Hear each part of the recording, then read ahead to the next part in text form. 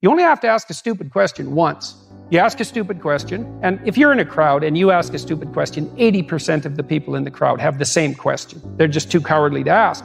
But you ask and then someone actually tells you, you never have to ask that question again. You're no longer stupid. What stupid thing am I doing that I could quit doing? That I would quit doing?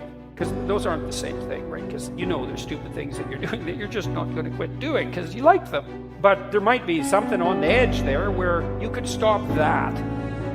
If you want to know something about yourself, sit on your bed one night and say to yourself, you got to mean this, like you got to be desperate. This is no game, this.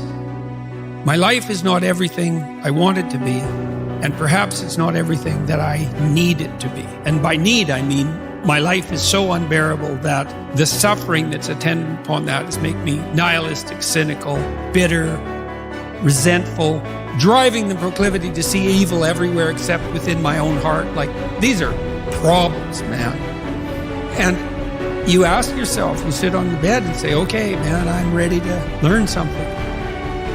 What's one thing I'm doing wrong that I know I'm doing wrong that I could fix, that I would fix? It's like, you meditate on that, you'll get an answer. And it won't be one you want, but it'll be the necessary one. You know, and it's often something that will point you to small things. Like, that works. You start making those micro improvements, like real micro improvements, real on the ground, actual micro improvements to things you know that are wrong, you'll improve unbelievably rapidly. The great people I know are brutally truthful to themselves and other people, and they have insanely adventurous lives. Get rid of everything you say that you only say to impress other people, and just see if you can say what you believe to be true. That's an adventure. That's the thing about the truth, you know? Well, you got to ask yourself, if you're not speaking the truth, who is it that's talking? If you're saying something that you do not believe to be true, it's not you talking. It's something else. It might be the part of you that wants to manipulate the other person into delivering what you think you want from them. Well, what is that spirit of manipulation that you've allowed to possess you? It's not you.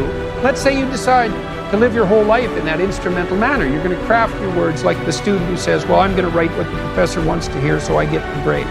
It's like, well, you just turn yourself into that. Well, who is it that's doing that manipulating? It's not you, because those aren't your words. So even if you get the grade, it's not you that got the grade. It's the false you. It's the manipulative you. So you do that your whole life. You don't have your life. And then you think, well, God, that was a miserable life. I manipulated everybody. They were so damn stupid. They were sucked in by it. They're all contemptible. Everyone does it, you know, which they don't, by the way. And so that's a pathway to bitterness. Partly because if you're a manipulator and you use your language falsely, you don't live your own life. You live the life of whatever possesses you. There's a book. There's a book called About Face. It's about a guy that was in the Korean War and then he was in the Vietnam War, and his name is Colonel David Hackworth. When I was on deployment, I would open up that book anywhere, and I would read 2 pages or 3 pages before I'd go to bed if I was in my bed that night. And there were so many lessons that correlated to what I was actually going through. And a real obvious example was, when you read, you can learn, and you don't have to go through the school of hard knocks. You don't have to get punched in the face repeatedly with things that turn out to be situations that other people have absolutely gone through. The level of capability increases so much by seeing something one single time. Well, if I see something one time, I'm infinitely better than if I'd never seen it before. It's like those little puzzles. They give you a little puzzle, some kind of a mind bender, right? The mind benders only work on you one time. The riddle only works on you one time. Then you go, I know the answer to that. That's the answer. You never get fooled by that again. So just seeing it one time, you're infinitely better. So when you read enough, you're capturing all these lessons. Of course, you want to put the book on. You want to become that person. That can rattle you up, man. Especially if the person is thinking all sorts of things that you've never thought. I mean, I love reading for that reason. I could pick my peers too, which I really loved. It's like, well, you know, I have these people around me, but then there's these people who who've lived before me and in different places, and I can set them up on my shelf. I can enter into their world, and I can benefit from everything they've thought and saturate myself with that person. It's very disruptive, especially if the person that you're reading has a mind that's more powerful and more well-developed than your own. It was very disruptive, but unbelievably useful to try on other people like that. And you get the benefit of their entire life distilled into their book. You know, it's 30 years of work. I read this one book called The Neuropsychology of Anxiety, which is it's a great scientific work. It's a very hard book.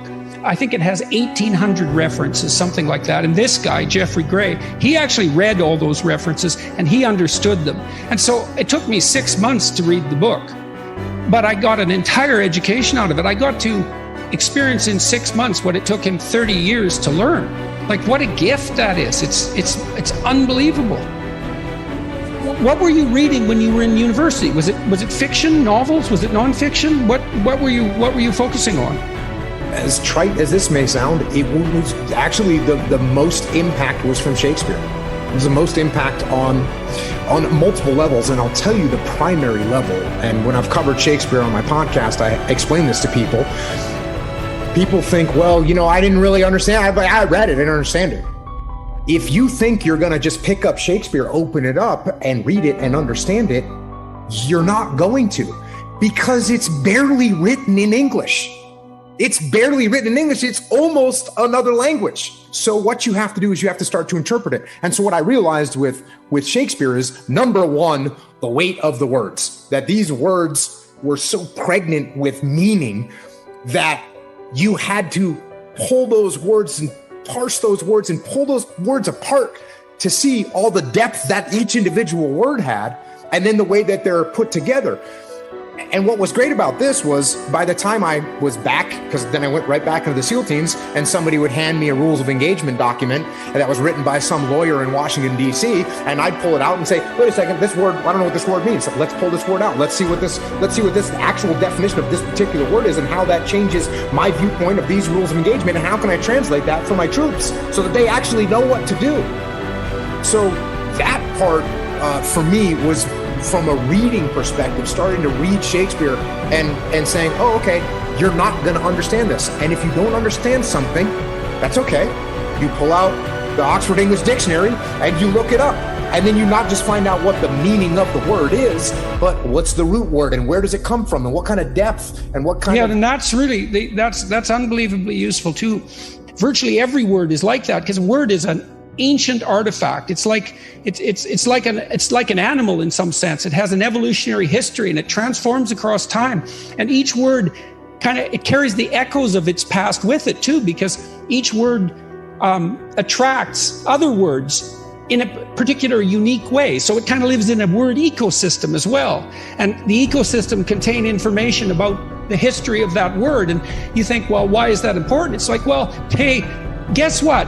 You think in words, you talk in words, you have all these archaic entities, these words, these living entities that you use. It's like the more you know about them, the more you know about you, the more you know about other people, and the better you are at formulating and communicating your ideas. There's nothing lost in that kind of investigation. There's nothing but gain there.